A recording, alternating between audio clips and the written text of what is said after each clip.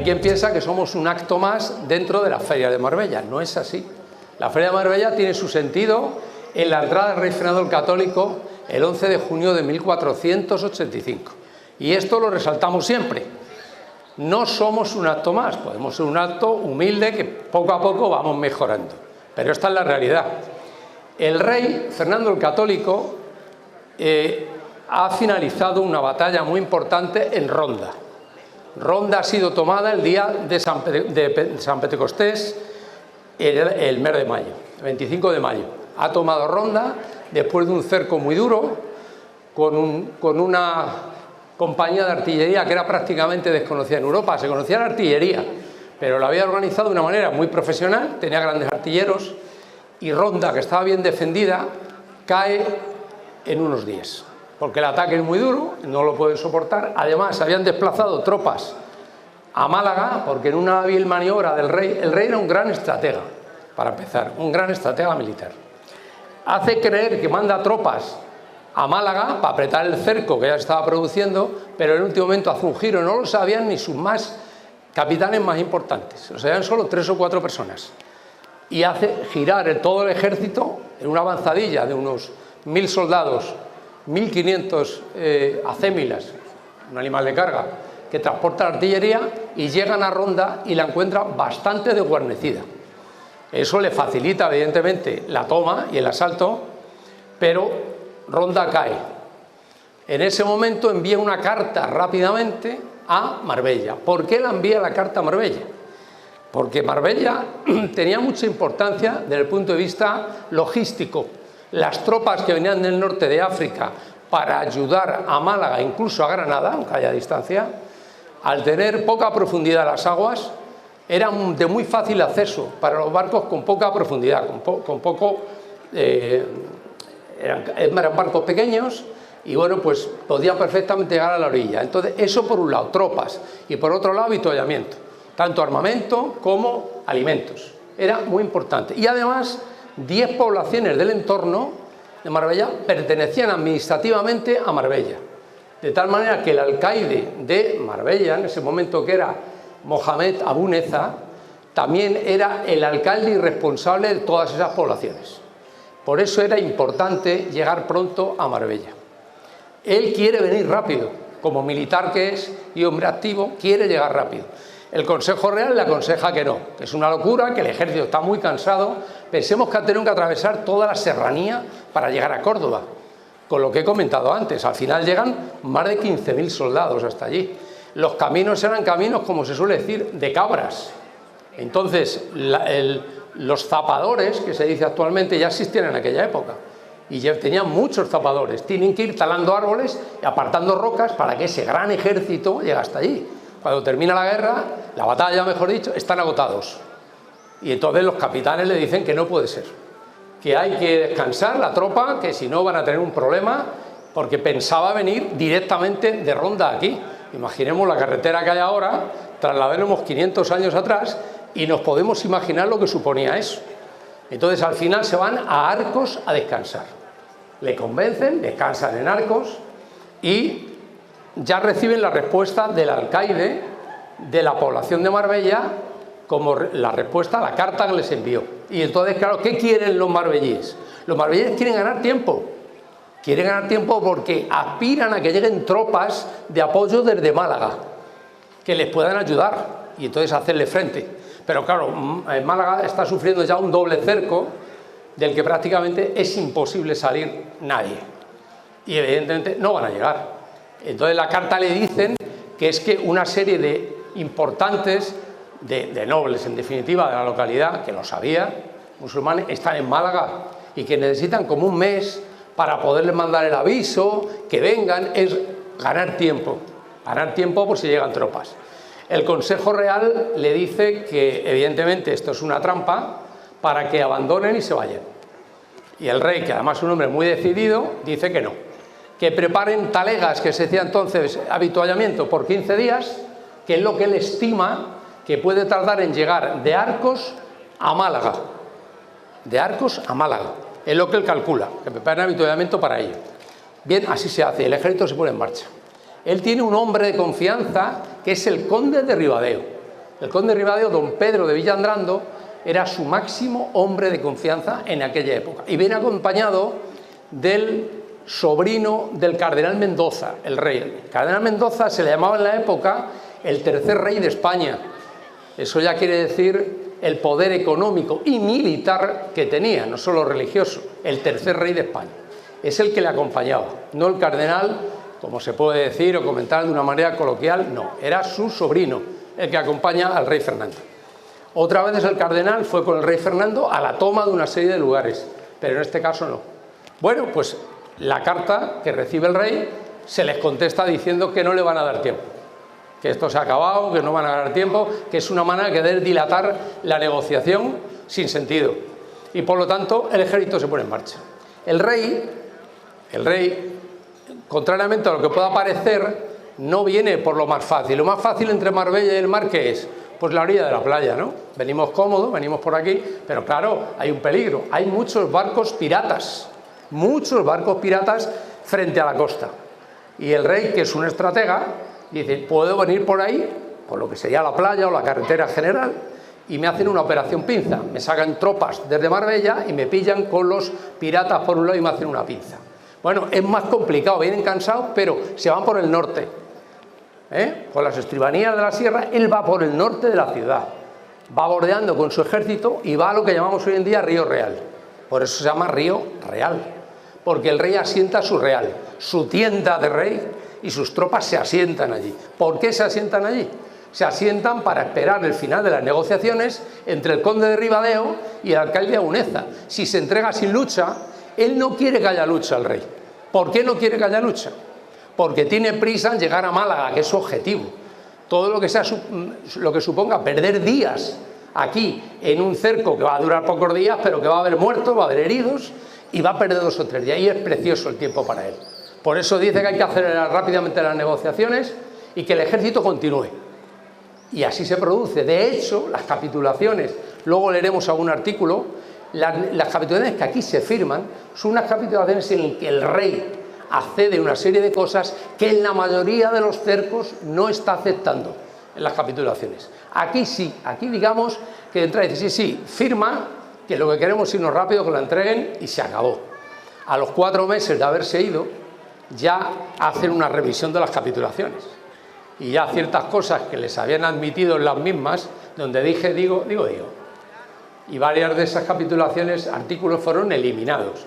Normal en el contexto y en la época, no lo típico que poca palabra tenía. Bueno, estamos en medio de una guerra y aquí todo el mundo utiliza los ardides y todo lo que puede utilizar. Las cosas son como son y hay que ser muy realista. Bien, una vez que el conde de Ribadeo tiene la negociación prácticamente terminada, ya se le llama al rey, que está, como dicen los textos de la época, a 1 legua de la ciudad, que son 4,5 kilómetros aproximadamente, que es la distancia que hay de Río Real aquí. Y bueno, en este momento nosotros, la recreación que hacemos es lo que yo he estado intentando plasmar, espero haberlo conseguido. Esta es su real, este es el real del rey. Nos hemos traído al rey desde Río Real, aquí, para que se siente y espere el final de las negociaciones, que se van a producir en esa mesa entre el conde de Ribadeo y el alcaide Abu Neza. Y él le hemos trasladado 4 kilómetros hacia aquí, pero supuestamente él no sabe qué está pasando. Pero claro, no podemos trasladar allí el real y luego venirnos para acá. Entonces estamos reduciendo lo que he estado explicando. Bien, aproximadamente en la torre, la llamada la Torre Blanca, que es el nombre que se utilizaba, ahí es donde se produce la entrega de llaves. Una vez firmada la capitulación, viene la entrega de llaves. La entrega de llaves es un acto realmente de sumisión. Le podemos poner el nombre que queramos, es la sumisión pactada. Además, el rey recibe como tiene que recibir, en su caballo, y el alcaide la entrega como las tiene que entregar, de pie. Porque realmente el triunfador es el rey. Y por lo tanto se le entrega. En ese momento ya la ciudad queda expedita a la entrada del rey, queda liberada. Ya no es musulmana, es cristiana. Por eso allí estamos viendo, en aquella torre, estamos viendo allí soldados, hay 3 soldados más o menos, que son musulmanes. Cuando se entregan las llaves, ya se convierten en soldados cristianos. Ya veremos que su vestimenta no es musulmana, es cristiana. ¿Bien? Entonces, eso es lo que estamos en este espacio, y en la Plaza de Naranjos, estamos intentando resumir para que se entienda. Ya ha penetrado el rey en la ciudad, y a partir de ese momento la ciudad ya está libre, y vienen otra serie de actos allí, que aquí no voy a adelantar, ya los comentaré allí. Pero esto es resumidamente lo que vamos a representar, a recrear aquí el día de hoy. Es verdad que hay gente que nos dice que somos demasiado rigoristas, lo vamos a seguir siendo. Lo vamos a seguir siendo. Queremos el rigor, tiene que ser la bandera, para que ustedes, con la explicación que se les dé y lo que vean, se lo crean. Porque yo, con todos los respetos, si yo empiezo a meter como instituto niños por aquí corriendo muy bonitos, vestidos del medievo, quedan muy bonitos. Pero yo a usted les voy a poder transportar con la comitiva que viene a la época. Si me veo niños y los quiero mucho a los niños, es imposible. Entonces seamos rigurosos, que los niños ya irán creciendo, que aprendan historia ahora, y si el día de mañana quieren incorporarse, fenomenal. ¿Vale? Bueno, pues ya he terminado esta, espero que corta, pero fructífera intervención, y a partir de aquí vamos a ir viendo estos pasos que he comentado, se van a ir desarrollando en este tramo que tenemos aquí y posteriormente en la Plaza de Naranjos, donde llevaremos a cabo una investidura de caballeros que está basada en textos de época, no es inventada por nosotros. Incluso los dos caballeros que vamos a investir son dos caballeros con nombre y apellido reales, que los investió el rey Fernando, uno en el cerco de Vélez Málaga y otro en el cerco de Ronda. El nombre y apellido se van a decir y lo vamos a investir con la misma liturgia que se utilizaba en la época. Ese acto era fundamental en la sociedad de la época, esencial. No solo se investía caballero a nobles, como a veces se piensa equivocadamente. A ti te pueden investir o por ser noble, y por tanto tu linaje te avalaba, o por haberte realmente significado en las batallas, aunque no fueran nobles.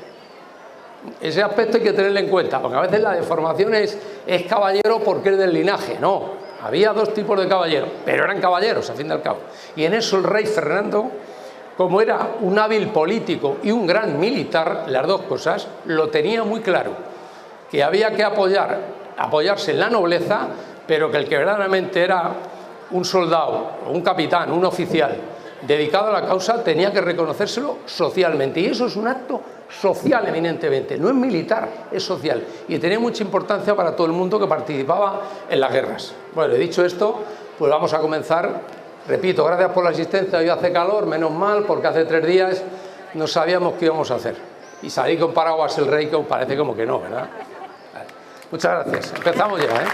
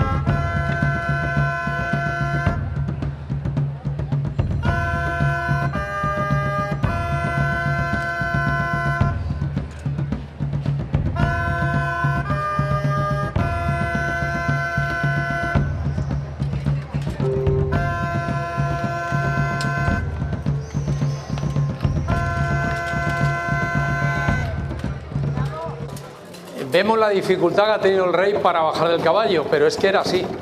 La armadura pesa entre 40 y 50 kilos. Entonces, normalmente, los cuerpos estilizados no existían. La gente de combate comía muchísima legumbre, porque lo importante era obtener masa muscular, no musculatura definida. Por tanto, estamos hablando de en torno a unos 80 kilos, más unos 40-50 de armadura, estamos hablando de 120-130 kilos. Y por tanto hay que ayudarle, no en la actualidad, sino también antiguamente. Incluso también se les cogía con una especie de gancho, de garfio, se les levantaba con una polea y se les colocaba encima del caballo y se les iba descendiendo lentamente. O sea que no era nada fácil, lo tiene difícil, pero es que era así. Por eso buscamos el realismo que comentaba. Podríamos poner una armadura de plástico que es más cómoda y un casco de plástico, pero entonces no sería una recreación, sería otra cosa. ¿Ah?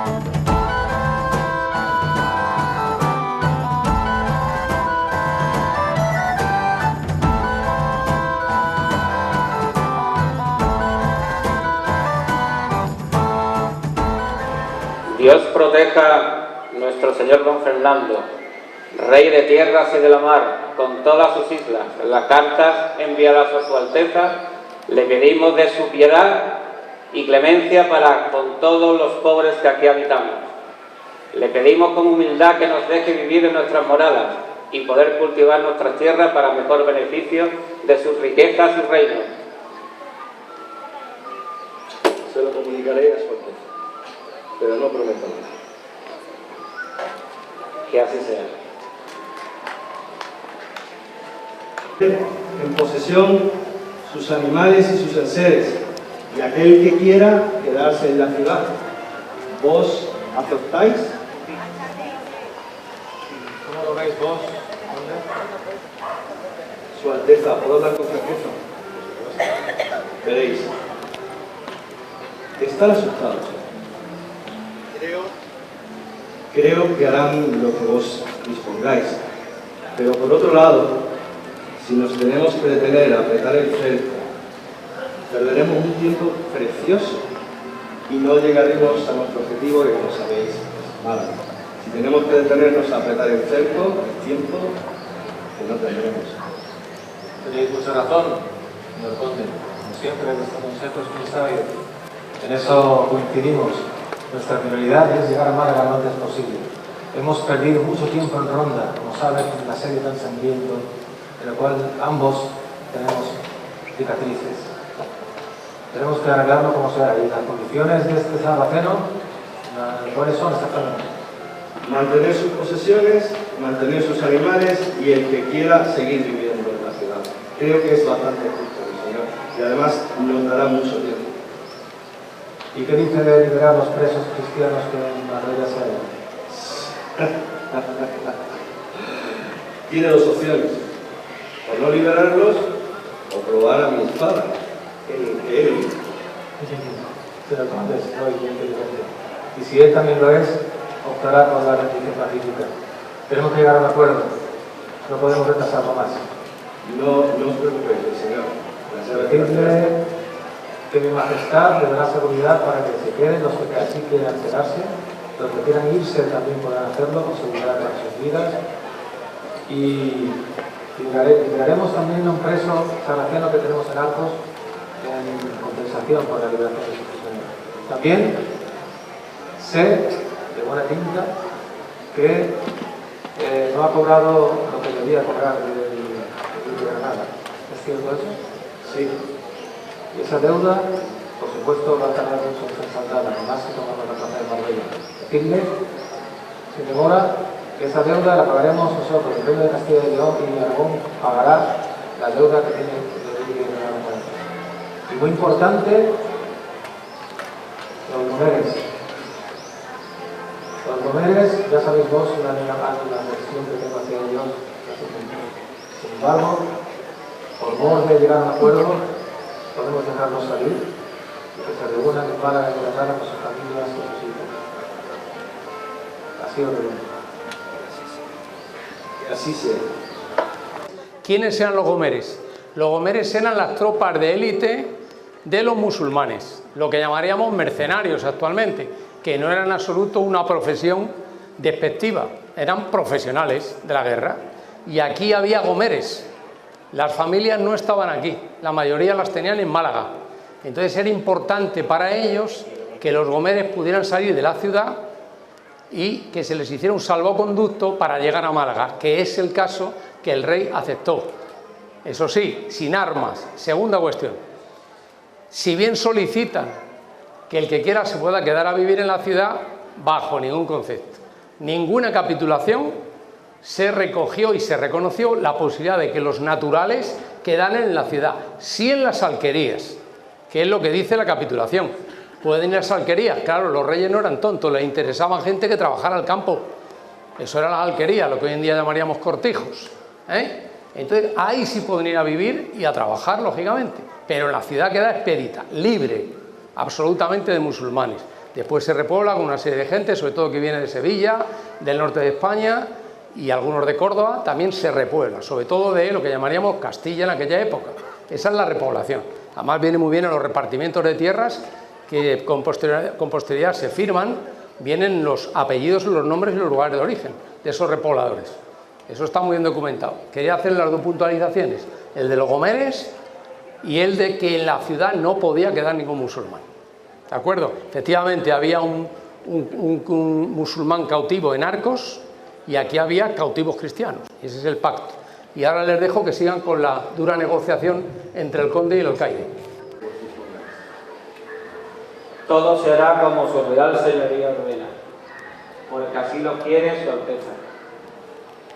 Así nosotros obedecemos y entregamos la llave de esta ciudad que ya es de su propiedad. Dios lo proteja por siempre, a vuestra real señoría.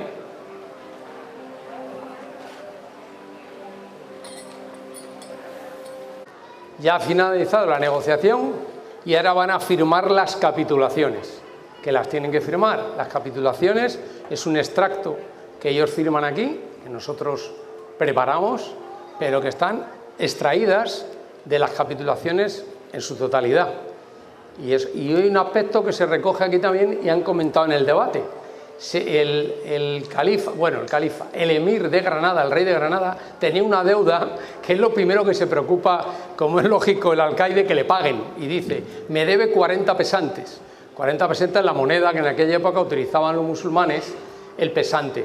El pesante era una medida realmente. Le debían 30 euros, él ejercía como alcaide y también como alfaquí. Un alfaquí era el notario, el que ejercía de notario. Como tenía dos funciones, tenía dos sueldos.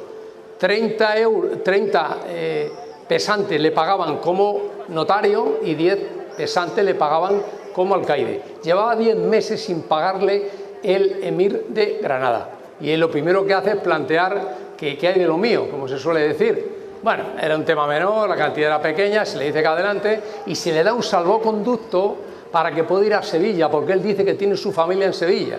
Se le autoriza, le dan ese permiso y se desplaza, en concreto hablamos de Abu Neza, se desplaza a Sevilla. Y los que querían irse al norte de África, como se hizo en casi toda la conquista del Reino de Granada, se pone a su disposición lo que se llamaban fustas. Una fusta es un barco de bajo calado, con vela y remos. Entonces los reyes no tuvieron problema en toda la reconquista en que se quería ir, les ponían fustas, embarcaban la familia y se iban. Sin armas, por supuesto, eso no hace falta extenderse en ello, pero se podían ir el que quisiera. Y el que no, lógicamente, pues se podía quedar, repito, en las alquerías.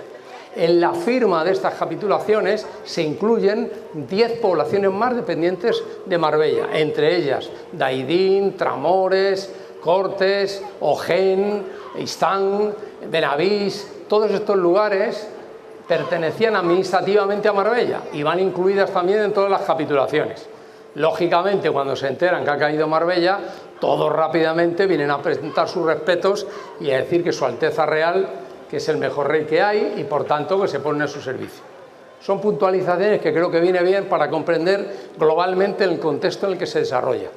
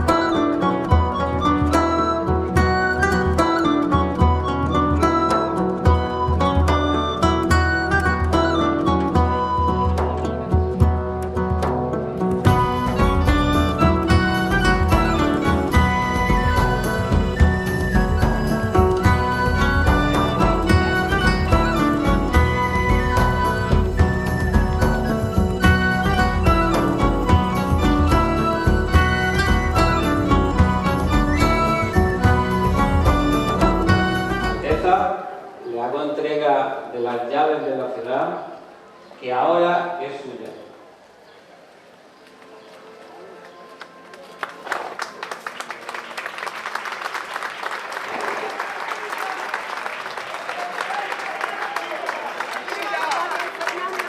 Después.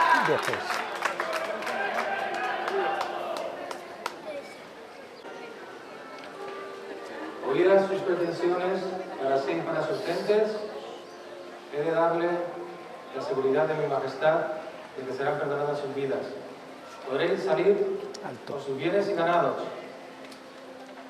A los que quieren quedarse aquí podrán hacerlo, pero no dentro de los límites de las murallas de esta ciudad. Podrán hacerlo en las alquerías que la circundan, aquellos que así lo decidieran. Y aquellas de sus gentes que quieran irse allá de los mares, podrán hacerlo. Para eso ordenaré que se preparen barcos y viandas para el viaje. Y les daré además seguridad para sus vidas.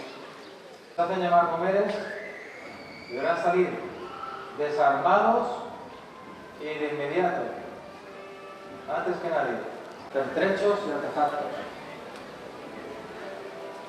Así lo ordeno. Castilla y Aragón.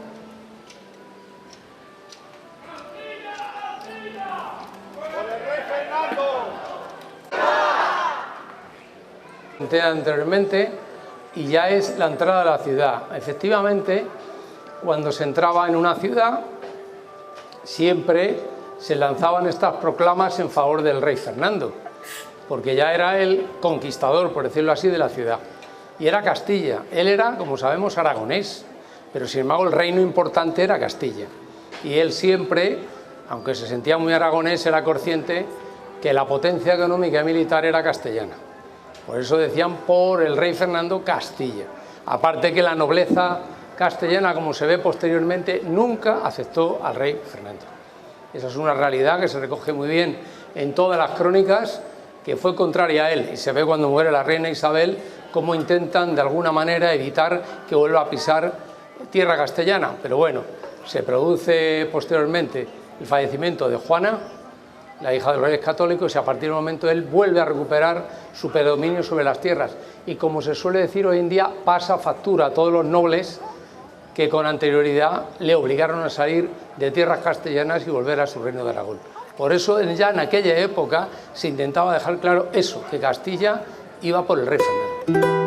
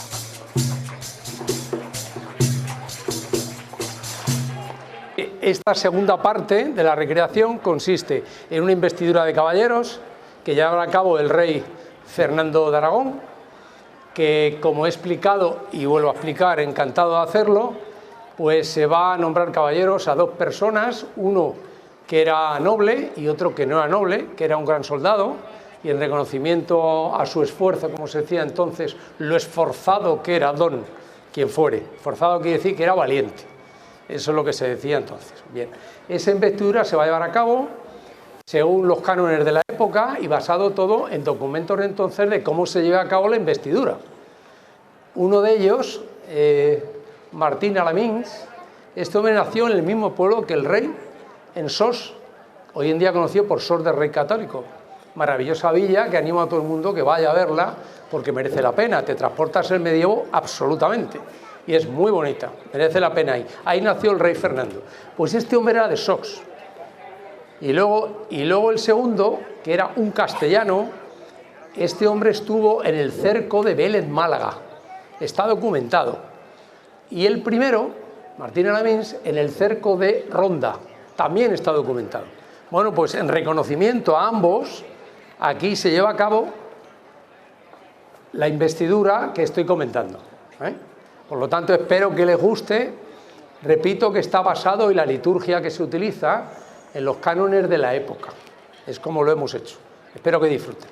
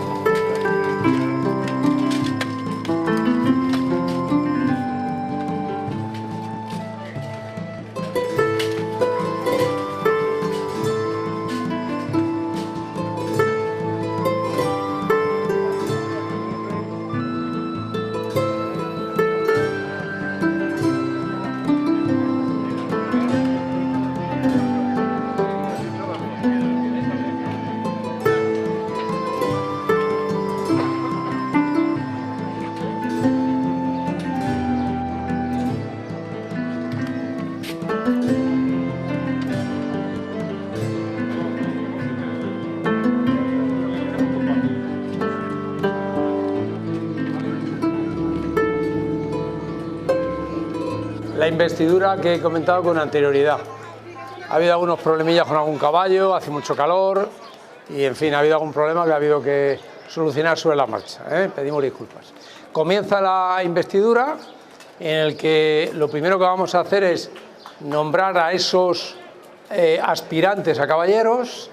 El conde de Ribadeo, que se encuentra aquí, que ha firmado en nombre del rey Fernando las capitulaciones, es el que va a hacer de maestro de ceremonias y el que va a apadrinar a estos caballeros la investidura que se va a llevar a cabo.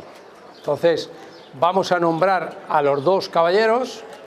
Yo creo que ya estarán preparados más o menos, pero no obstante, no sé que con tanto calor y tanta batalla se les haya olvidado a alguno de ellos, que yo creo que no. Entonces, Martín de Ampiés, por favor, que se pongan las órdenes del conde de Ribadeo.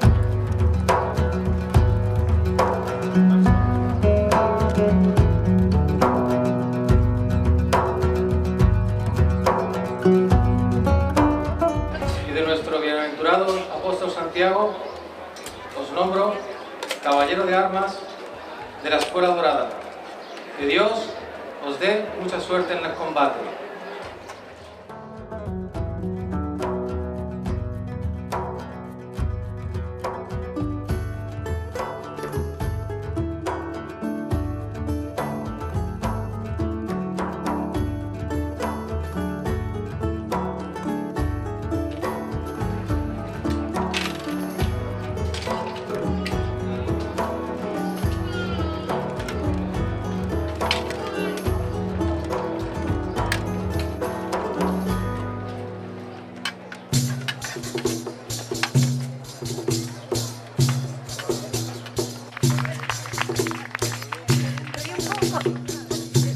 estuvo en su momento en el cerco de Álora. Cuando fue tomado Álora, él se encontraba entre las tropas del rey y bueno, el rey ya le dijo que la primera oportunidad sería nombrado caballero, y este es el caso, esta es la oportunidad que tienen y se le va a investir caballero. Así que adelante, el conde de Ribadeo vuelve a apadrinar la ceremonia.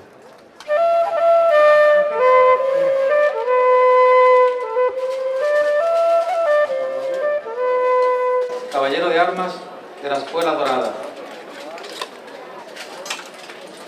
Que Dios os dé mucha suerte en el combate.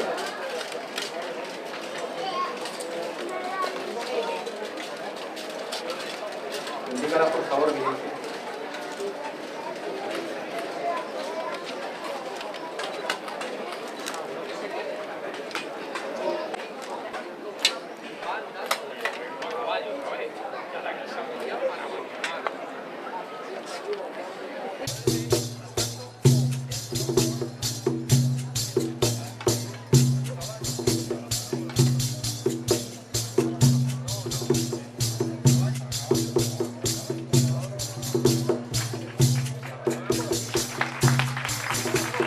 Por la soberana dignidad suya, ennoblecer e criar y hacer nobles a las personas que son de virtud dotadas.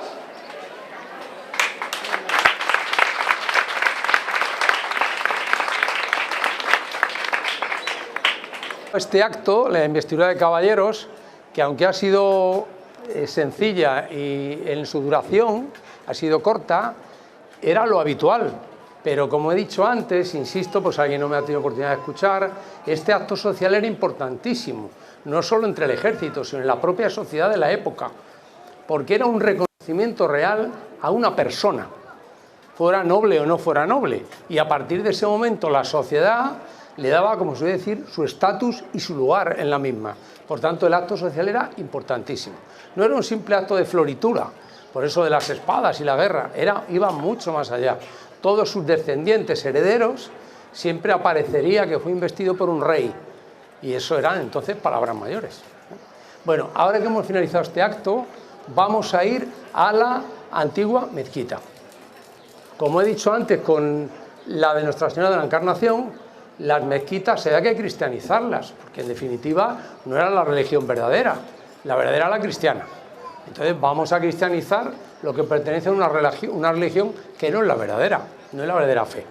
Ese es el acto que se va a llevar también con textos recogidos de la época de cómo se hacía siempre. A partir de ese momento volveremos, también en el lateral de la actual ermita de Santiago Apóstol, que es su verdadero nombre, aunque se la conoce cariñosamente como del Cristo del Amor, pero su verdadero nombre es el que acabo de comentar. Y tiene su lógica. Cuando las tropas entraban en cualquier lugar, había que colocar dos picas en ese lugar. Dos. Una era la del apóstol Santiago, estaba escrito y establecido así. Y la otra era un gran pendón que habrán visto encima de la tienda medieval. Un pendón muy grande que se ve a alguien a caballo con una espada y una cruz. Ese es San Isidoro de León. San Isidoro de León era el otro que debería aparecer siempre que se entrara en un lugar. San Isidoro de León, la pica, y la otra, Santiago Apóstol. En este caso, venimos con Santiago Apóstol abriendo la comitiva, Santiago Apóstol, y vamos a la ermita que ahora será, después de la cristianización, de Santiago Apóstol. Y allí tenemos a San Isidoro. Esos dos aspectos era lo primero que se hacía al entrar. Y luego venía la cristianización. Y una vez que terminemos aquí, volvemos a la estatua de San Bernabé, donde haremos un acto institucional, se entregarán una copia de las capitulaciones a un representante de la corporación municipal y el edicto del rey por el que proclama a San Bernabé el patrón de Marbella. Se lo entregaremos al hermano mayor de los romeros de San Bernabé y con eso habremos finalizado, no sé si con broche de oro, pero al menos habremos cerrado el broche de nuestra cuarta recreación. Sigan disfrutando. Cuando ya vean que el rey al salir de la ermita ya deja su casco, su corona de combate, que es lo que lleva, y ya cuando salga de allí aparecerá con una corona de rey, de paz. ya ha terminado el combate aquí. El combate continúa por Málaga y muchos sitios que quedan hasta que caiga Granada, ¿eh? Pero de momento este tránsito es interesante de que nos observemos el cambio de corona. Ese es el motivo.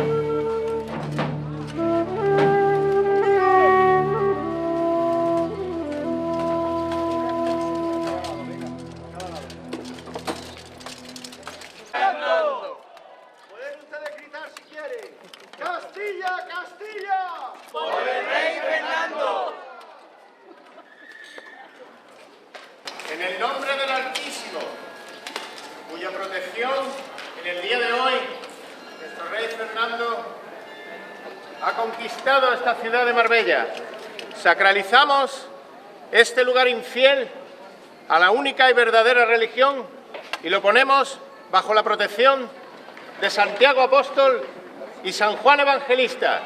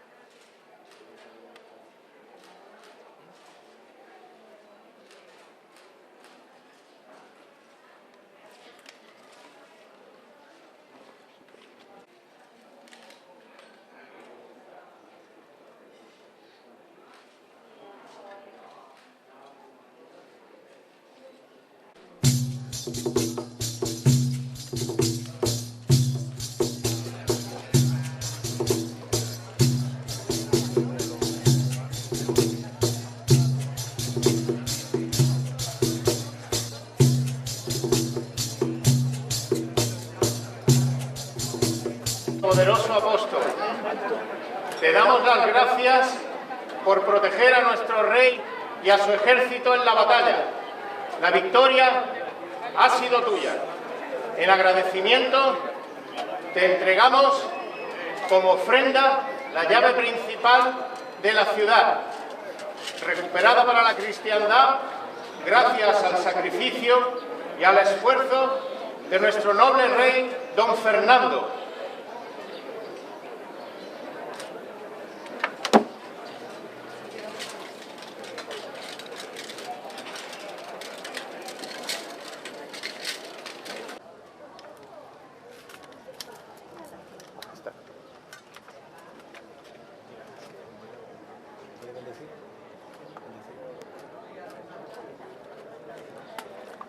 En estos momentos el rey está entregando las llaves de la ciudad, que es realmente el homenaje que se hace al apóstol Santiago, y le está entregando precisamente esas 3 llaves que le acaba de entregar el alcaide a Uneza. ya hemos finalizado el acto religioso que ha consistido en cristianizar la antigua mezquita, que era una pequeña mezquita u oratorio, que es lo que viene a significar en la religión cristiana una ermita. Eso es lo que era un oratorio en época musulmana, una ermita. Y este acto ya ha finalizado dentro de la cristianización.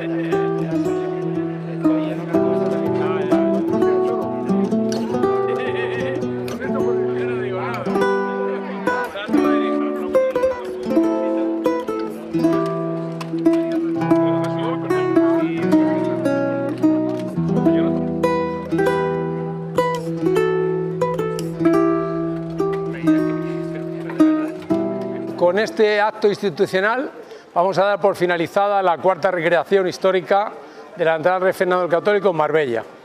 Bueno, este es el broche final, como digo, a la recreación. El acto este consiste en lo siguiente: lo que han firmado en su momento el alcaide Abuneza y el conde Ribadeo son las capitulaciones de entrega, como explicamos anteriormente, y se ha podido comprobar. Y al mismo tiempo se proclama a San Bernabé Apóstol patrón perpetuo de Marbella. Por lo tanto, vamos a hacer una entrega a don Baldomero León, que representa a nuestra excelentísima corporación, de un ejemplar de esas capitulaciones. Don Baldomero, por favor, secretario. Se las hace entrega el rey don Fernando. Le hace entrega de las capitulaciones.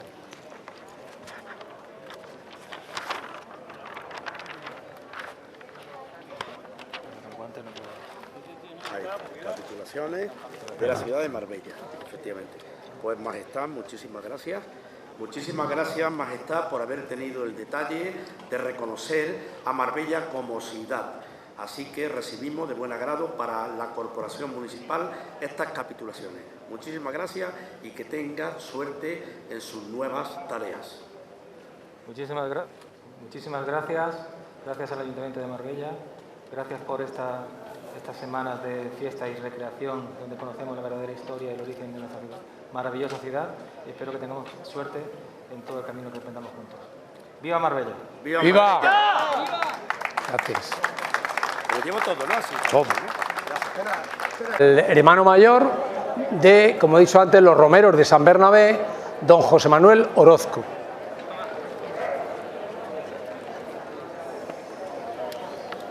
Muchas gracias, Majestad. Es un honor para la Hermandad de los Romeros de San Bernabé recibir estas capitulaciones y que haya sido un 11 de junio de 1485, que desde entonces San Bernabé es alcalde perpetuo de la ciudad de Marbella, hijo adoptivo y también patrono de esta bendita ciudad. Muchas gracias y que le vaya bien en su camino. Muchas gracias a vosotros, la Hermandad de San Bernabé. Cuando aquí ingresamos por primera vez y la entrega de llave fue el día de San Bernabé, porque coincidió que era el apóstol, el santo de ese día. Es costumbre que el santo de cada día sea el patrón de la localidad que liberamos. Nunca nos imaginamos que iba a tener tantísima suerte de contar con unos guardadores, unos conservadores de este santo, de esta tradición, en ustedes, en los hermanos de San Bernabé.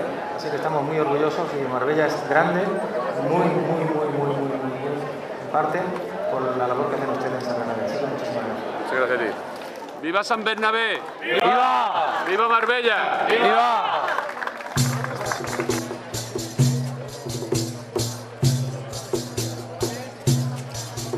¡Viva San Bernabé! ¡Viva!